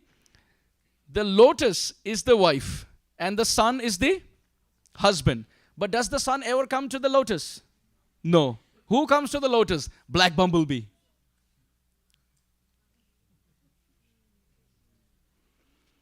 So Krishna is saying, "Oh Padmini, you are the Padma. Abhimanyu is the sun.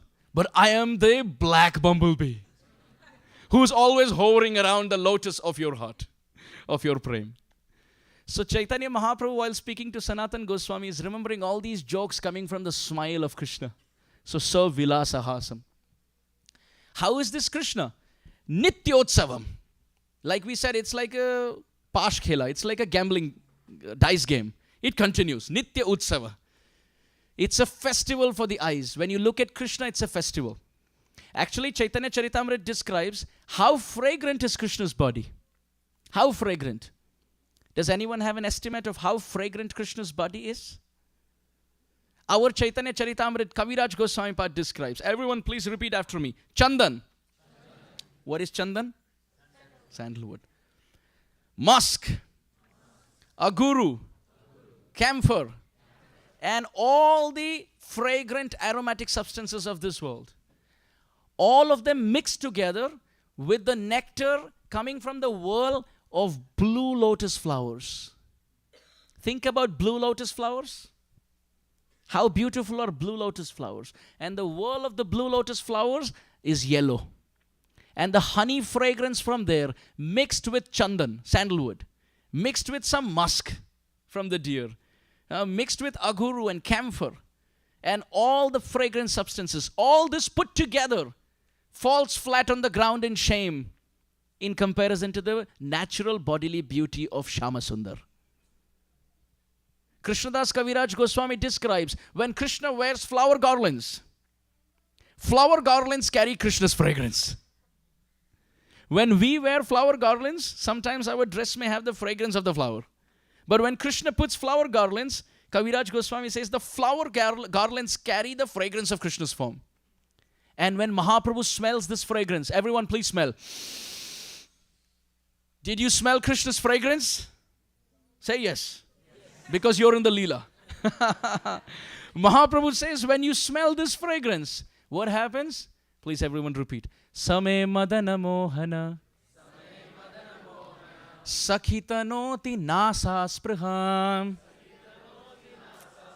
Oh dear Sakhi called Sanatan Goswami.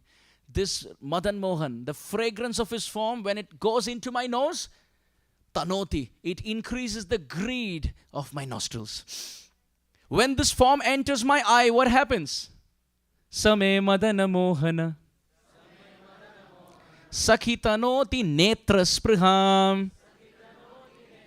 The beauty of Krishna, Mahaprabhu says, attacks my eyes. The fragrance of Mahaprabhu, the fragrance of Madan Mohan attacks the nose. But what happens when the flute gets into the ear? Same Madana Mohana. Sakhitanoti karna spriham. The flute haunts the ear. The beauty haunts the eye. The fragrance haunts the nostril. What is left? Prasad. Krishna Nam. When that is tasted by the tongue, Mahaprabhu says, Same Madana Mohana. Sakhitanoti Jivha Spriham. Oh, my tongue is haunted by the name of Krishna. Now what is left? The embrace of Krishna. Mahaprabhu says, when my Madan Mohan embraces me, Chaitanya Mahaprabhu says, Same Madana Mohana. Sakhitanoti Vakshaspriham. The desire of my chest to embrace Krishna goes multifold times higher when he touches me, Mahaprabhu says. The form of Krishna haunts my eye. Please everyone repeat. The form of Krishna haunts my eyes. The flute sound of Krishna haunts my ear holes. The fragrance of Krishna's form haunts my nostrils. The name of Sri Krishna haunts my tongue. The embrace of Krishna haunts my heart. Chaitanya Mahaprabhu says all these five, Sa Shri Gopendra Sutas Sakarshati Balat Panchendriyanyali me, that all my five senses are attacked by this Krishna and there is a Nityotsavam. Please tell me, dear devotees, if you have a horse and if you have a one horse rider, what happens? Everyone, please wake up. This topic is so exciting that everyone is haunted. When you have one horse and one horse rider, what happens? He can ride it very well. Imagine if you have one horse and 5 horse riders. What happens to the horse? He just falls. Mahaprabhu gives this example. He says, my 5 senses are like 5 horse riders. And my mind is a horse. What is happening? My eye, my ear, my nose, my tongue, and the sense of touch. All are 5 horse riders and they all want Krishna. And I have only one horse called the mind. My eyes tell my mind, I want to see Krishna. But the ears tell, wait a minute, let me hear him first. But the nose says, wait a minute, let me smell. The tongue says, wait a minute, all starts by the chanting of his name. And the skin says, at the end, I just want to embrace my Krishna. Mahaprabhu says, these 5 senses are like 5 horse riders and the mind is a horse. Mahaprabhu says, the 5 horse rider of my senses drive the horse of my mind in 5 different directions, and poor horse, what happens? It collapses. Mahaprabhu says, this is why I faint. Because of confusion, I don't know which direction to go to find my Krishna. Mahaprabhu is speaking to Sanatan Goswami and says, oh Sanatan, Suno Sanatan, I want you to taste what I am tasting. And Mahaprabhu was shooting arrows of Kripa, merciful moonbeams, in the heart of Sanatan Goswami, and says, Nata Tripu, even when you get Krishna, there is no satisfaction because you want more. And Drishibi Pibantyo. What does Drishibi mean? Through the eyes. And Pibanti means to drink. Everyone, please raise your right hand.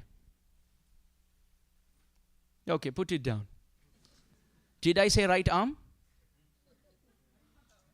You should have done this.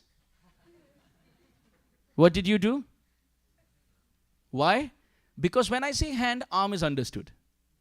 So when Mahaprabhu is saying Drishibi Pibantyo, drinking through the eye, it means drinking through the ear, drinking through the nose, drinking through the tongue, drinking through the eyes, and through the skin. All 5 senses are included by saying drinking Krishna's form through the eyes. Just like we said, raise your hand. You should have done this, but you raised your whole arm because it's included, understood. So similarly, by saying Krishna's form is so attractive that it is to be drunk through the eye, that means through the ear also, through the nose also, through the tongue also, and through the skin also. And who gets attracted to Krishna? Naryo, all the women. Now you will say, really? Mahaprabhu says, wait a minute. Nara, even men. All the men, women, everyone is attracted. So much attracted that kupita nimeshcha. Nimesh means eyelid. It stands for Nimi Maharaj. Actually, in the Vedic scriptures, there's a story that Nimi Maharaj was a descendant of Ikshvaku, coming from Vaivasvata Manu. And he wanted to perform a yajna. So he went to his guru called Vashishta. What was the name of the guru? He told Vashishta that I want to perform a 1,000-year-old yajna for 1,000 years. Vashishta said, I am busy now because I am performing yajna for Indra. I'll finish the yajna, then I'll come to you. But what happened? Indra's yajna did not finish only. Went on and on and on and on, and 2,000 years passed. Nimi Maharaj in Satya Yuga, he's thinking, what do I do now? It was like the Durvasa Munis and Ambarish Maharaj story. Should I break the fast or no? So then he thought, well, my guru Vashishta has gone to perform yajna for Indra. Let me just call another sadhu and do my yajna. So he called Gautama Rishi. Whom did he call? And he performed his yajna. As he was performing the yajna, Vashishta came. What do you think is going to happen now? Curse, that's correct. A typical, predictable story. Vashishta came and he said, hey, you're my disciple. I told you to wait for me and you had another guru come. I curse you to become videha, which means may your soul leave your body right now. So what happened to Nimi Maharaj? He left his body. But the yajna had to continue. So Brahmanas performed his yajna. At the end, all the demigods came. Demigods said, oh Brahmanas, whatever you want, you ask for it. The Brahmanas said, well, we just want our Nimi to be back. He was the one who wanted to perform the yajna, and his guru Vashishta asked him to leave his body. So please give him a place where he can live forever. Demigods said, okay, we'll give him a place where he can comfortably live. And that is the eyelid. This story in the Puranas says that before this time, humans never blinked eyelids. Even demigods didn't blink eyelids. But after this story, Nimi, who had lost his body, was blessed by the demigods to sit on the eyelid of every person and do the service of blinking. So, how do you know this story is true? Everyone blink? This is how you know the story is true, because you're able to blink. So Nimi Maharaj is the one who's in charge. So what is happening here? Kupita. Chaitanya Mahaprabhu says, this Nimi, he wanted to do a yajna, but why spoil our fun? What is the fun? Mahaprabhu speaking as Radharani, that when Krishna comes from the forest in the evening, everyone is going to meet Krishna. Mother Yashoda is going to meet Krishna. Nanda Baba is going to meet Krishna. Balaram and the friends are with Krishna. Who wants to meet Krishna but cannot meet Krishna? Srimati Radharani, the gopis. So they are hiding from behind the window and they're looking. They are hiding from behind the curtain and they're watching Krishna. But what is happening? Because Krishna is tired coming from the forest, all his hair is on the face. So now they cannot see Krishna because of social customs. But when they hide and see, Krishna's hair is blocking. So knowing this, what Krishna does, he takes a pin and he slides all his hair into his turban, looking in the direction of the gopis, knowing that now you can have darshan. So now everything is perfect. The gopis are ready. Krishna is coming back. They are hiding and watching. He has fixed his hair. And at that point, the eyelids fall. Again and again and again and again and again and again. And Radharani is saying, what is wrong with Brahma? What kind of creator is he? Two people are to be blamed. Radharani is saying. One is Brahma and other is Nimi Maharaj. And both are invoked in the name Nimesh here. And Kupita means anger. Mahaprabhu says, our Krishna is so beautiful with his face, with shark-shaped earrings, beautiful ear, shining cheeks, and very wonderful sporty smile, with pomegranate teeth, with honey fragrance. It's a daily festival, and Nata Tripu, it still doesn't satisfy. And Drishibi Pipantyo, he is to be drunk through all the senses for the female and the male. And Kupita, it is a matter of anger towards Nimesh. That means, Nimi Maharaj, why you have to come between Radha and Krishna? Nimi Maharaj, you want to perform yajna, you go do some yajna with Vashishta and Gautama and you finish. Why sit in the eyelid of the gopis and keep blinking when Krishna comes back? So that is one. Second is Brahma. Brahma is the creator. So the gopis are saying, Brahma is not a good creator. In Brahmalok, every day in the newspaper headline, there's only one title. Gopis of Vrindavan criticize Brahma today. And it's a daily newspaper. You please tell me, village girls from all country background, they're very respectful towards elders. How much respect do they have for the demigods? How much respect will they have for Brahma? The gopis will have utmost respect for Brahma. But now they're criticizing Brahma. Is this lack of culture? No, it's excess of love. Excess of love. It is the only thing coming between them and Krishna, their eyelid. And who has made this eyelid? Brahma. He himself has 8 eyes. 4-headed Brahma. And what does he do with his eyelids? He closes and meditates. Then why do you even need those eyelids? And then he gives 1,000 eyes to Indra, Sahasraksha. Indra has eyes all over his body. For what? To watch Ramba and Urvashi and Menaka dance. So gopis are thinking, this Brahma really needs to step down. He's old. Next presidential election, we need a younger president. Oh, not America. I'm talking about Vrindavan.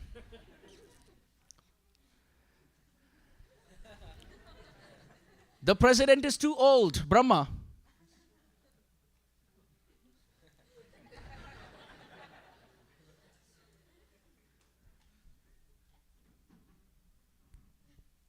Gopis are thinking, Brahma as the president is so old and we are forced to abide by the rules of Brahma that we have to have the eyelids blinking. Gopis are saying, he himself has 8 eyes, he gives 1,000 eyes to Indra, and what are they doing? And then he gives 2 eyes to the gopis. Actually, he should give eyes on every pore, so that we can glance at Krishna's hair, and Krishna's eyebrows, and Krishna's eyelashes, and Krishna's eyeball, and Krishna's eyelids. Very beautiful. But he gives us only 2 eyes. And that too, they open when he leaves Vrindavan. And when he comes, they close. And when they don't close, tears come and it still blocks. The gopis are saying, Brahma really, he messed it up. He should retire, resign, and make the gopis the creator. We will create. Mahaprabhu is remembering all this. And therefore he says, Kupita Nimeshcha. Dear devotees, because the gopis think like this, Krishna is reciprocating. And therefore, in Dwarka, when Krishna is missing the residents of Vrindavan, and he takes the form of Jagannath, he rips those eyelids off. This is why our Jagannath doesn't have eyelids. Because Radharani's bhav is that I wish my Lord, I have no eyelids so that I can glance at you. And Krishna in Dwarka as Jagannath, he says, oh, don't worry. When I glance at you, I will rip off my eyelids and then I will glance like this. With a big smile. As Jagannath. Chaitanya Mahaprabhu is remembering his Lord Jagannath. And holding Sanatan Goswami and saying, oh Sanatan, this is our Krishna. And oh Sanatan, I want you to fall in love with this Lord of my life. After this, the next chapter, Mahaprabhu talks about love of Godhead. That will be covered some other trip. At this section, Mahaprabhu, for 2 months, he empowers Sanatan Goswami at Manikarnika Ghat and tells him, in the future, I want you to spread this to the whole world. And because Mahaprabhu again and again said, Same Madana Mohana, Sakitanoti Netra Spriham, Karna Spriham, Nasa Spriham, Jivha Spriham, Vaksha Spriham, and throughout the word was Madan Mohan. Sanatan Goswami decided, when I will worship Krishna, I will worship him as Madan Mohan. Because that is the form imprinted in my heart by my Gurudev Mahaprabhu. Dear devotees, this is the nectar of Caitanya Charitamrita. Did you all like it?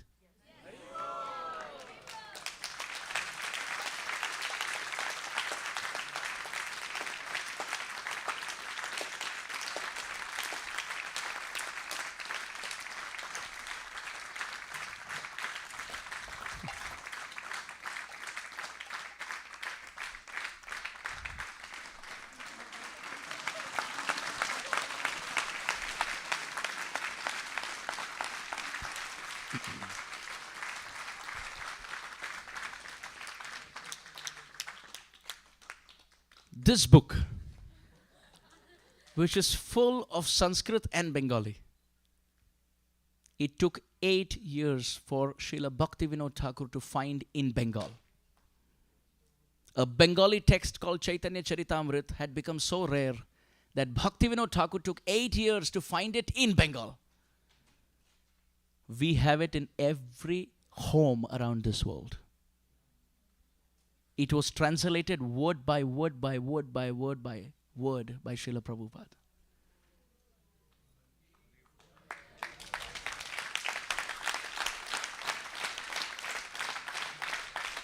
Srila Prabhupada, he paused the translation of Srimad-Bhagavatam and said, now I will translate Caitanya Charitamrita. And it was an impossible task. How many months do you think Mahaprabhu instructed Sanatan Goswami? That is exactly the time that Prabhupada took to translate Adilila, Madhyalila and Antilila of Caitanya Charitamrita. 11,555 verses were translated in 2 months. Devotees said, Prabhupada, it's impossible. Prabhupada said, impossible is a word in the Fool's Dictionary. Do it. The devotees lived in the printing press, did Mangalarti in the printing press, chanted Japa in the printing press, had Prasadam in the printing press. They rested in the printing press and continued to work in the printing press for 2 months. And Caitanya Charitamrita in English came up for the first time in this day of Brahma. When Srila Prabhupada was coming through the Jaladuta, in the Jaladuta diary, Prabhupada writes, the ocean is very turbulent and I feel I may leave my body. The only thing that is giving solace to my heart are the verses of Krishnadas Kaviraj Goswami's Caitanya Charitamrita. Dear devotees, please don't take Caitanya Charitamrita for granted. It is a Nityotsava. Every verse of Caitanya Charitamrita is nectar. What we discussed in the last 3 days, it's only the superficial understanding of one chapter. Just one chapter out of 62 chapters that exist in Caitanya Charitamrita. Each one of you present here, my humble request, you will please Srila Prabhupada by studying Caitanya Charitamrita, Srimad-Bhagavatam, Bhagavad Gita, practicing it in your life and sharing this wisdom with everyone. Your quality of service will better. Hands on my heart. Because when you know more about your Lord, when you read and hear more about Krishna and Mahaprabhu, when you dress them on the altar, when you cook for them, when you clean the temple, when you do services for the temple, you feel, oh, this is my Neel Madhav. And you can dress him so beautifully. You can pray to him so well. Not just go there, stand there, do offer, pranam. I don't even know if you exist, but, just in case. Not like that. Going there and saying, oh, Neel Madhav, Same Madana Mohana, Sakhitanoti Netra Spriha. Oh, Madan Mohan, you're haunting my eyes. Oh, Neil Madhav, you're haunting my eyes. Like this, praying with devotion when you come in front of them. So let us conclude our 3-part seminar by offering obeisances to Srila Prabhupada, who lived, preached, and departed from this world in the spirit of Krishnadas Kaviraj Goswami, explained in the Caitanya Charitamrita. Srila Prabhupada ki! Last but not the least, I express my gratitude to the management of this temple for kindly hosting me, along with my good wife Swastika. Of course, my brother Arjun Sakha, he's permanent resident here.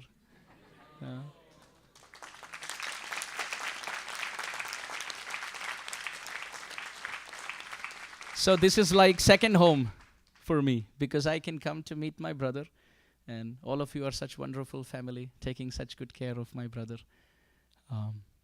And he's also trying his level best to take care of so many wonderful friends around. So all of you, please offer your blessings, prayers, and best wishes. Haribo.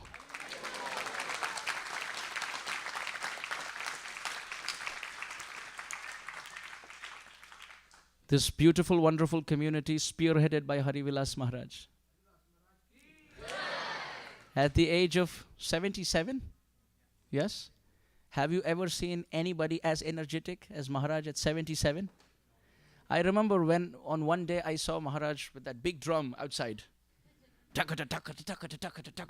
dancing like this in kirtan, singing and dancing, sweating. I was thinking, I don't even know if I will be alive at 77. To be alive and to lead a community as a leader by example. Big Haribo. And to each one of you for kindly coming here and participating with all your heart. To everyone from the back end of the hall, from Anandram Prabhu to Vrajraman Prabhu. All the Matajis and Prabhujis, from the altar up to the gift shop. Each one of you. Vancha kalpatrubhyascha kripa sindhubhya evacha. Sorry for going over time. Way over time. But what to do? This flood never stops. Gaur Premanande! Sri Chaitanya Mahaprabhu ki! Mahaprabhu's merciful moonbeams at Manikarnika to the disciple Sanatan Goswami ki! Gaur Premanande!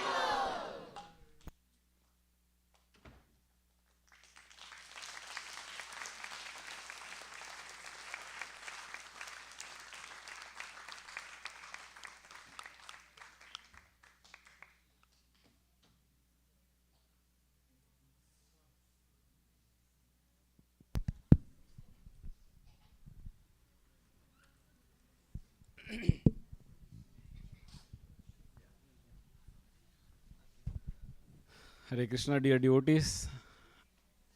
The 3-part series on the Mahaprabhu's merciful moonbeams at Manikarnika has come to a conclusion. I don't think so anybody would have wanted that this should have ended so early or so quick. So let's express our gratitude and thank His Grace Amarendra Prabhu for coming and drenching all of us with the opulence, with the sweetness and the beauty of the Supreme Personality of Godhead, Sri Krishna, hearing from the mouth how Sanatana Goswami heard from Mahaprabhu. I know Prabhu has a very busy schedule. Somehow, at the request, he specifically came at a time when most of the kids are available during the midwinter break, so they can spend more time with Prabhu and inspire them. Not only kids, but also parents and adults and grown-ups. Do you all agree? Yes. Haribol! I know Prabhu, he takes a very long flight and his back is not really,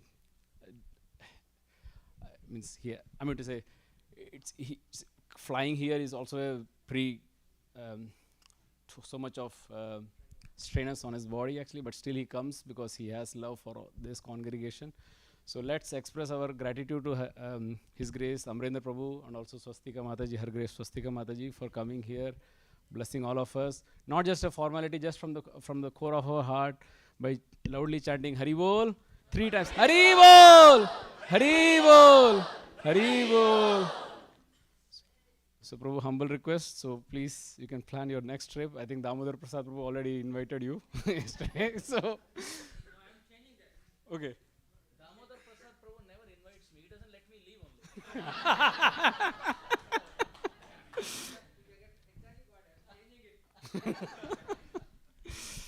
So now it's this is the last kirtan that Prabhu will do. So please absorb yourself in the holy name, and it will be surely a very, very mesmerizing, ecstatic kirtan. Prabhu will for sure he'll do it. So again, humble request. So we'll form the pattern where there can be inner circle for Prabhu's support from all the instruments and vocals. So yeah, absolutely, yeah. And everyone, please sit closer. Yeah. So also, if you see today's class arrangement, Prabhu wanted to make sure, he felt that he's too far from all of us. So that's why he came so closer. He wanted everybody to stay closer and hear the Harikatha. And also, before we jump into the Kirtan, see, this arrangement has just happened in just few hours. So I would like to sincerely express gratitude and thank few devotees: Shaligram Prabhu, Krishna Murli Prabhu, Dhananjay Prabhu, help me, Ayan Prabhu, help me recall, I am just not able to, Anandaram Prabhu, obviously, for sure. So please, yeah, Ayan, yeah, Ayan. So let's, no, his expertise on lighting, lightning.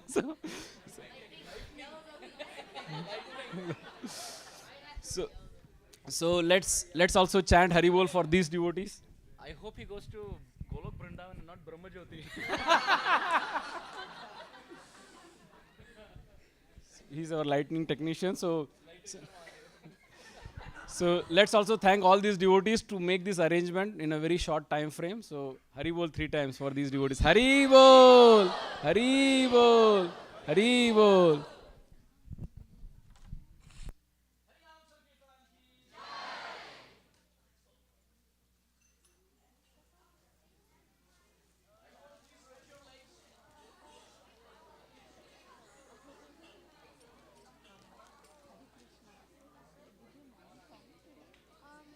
She did, but I think she has like service back altar service. Oh, okay. This is her chimney. Oh, okay. I got it. So could you please give? Thank you. I didn't iron it though. It's so okay, ma'am. Yeah. Thank you so much.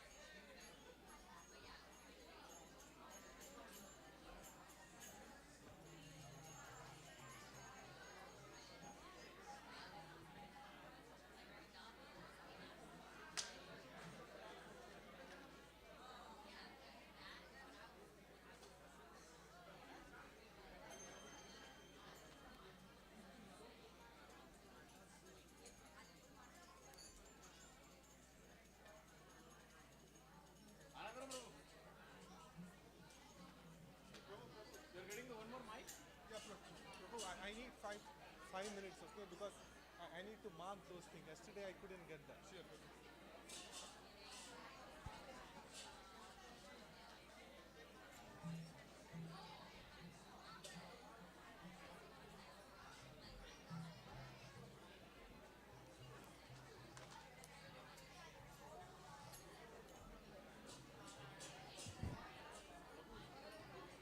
ब्रजरमन प्रभु गए stream close करके दूसरी stream start करनी। हाँ हाँ प्रभु आपको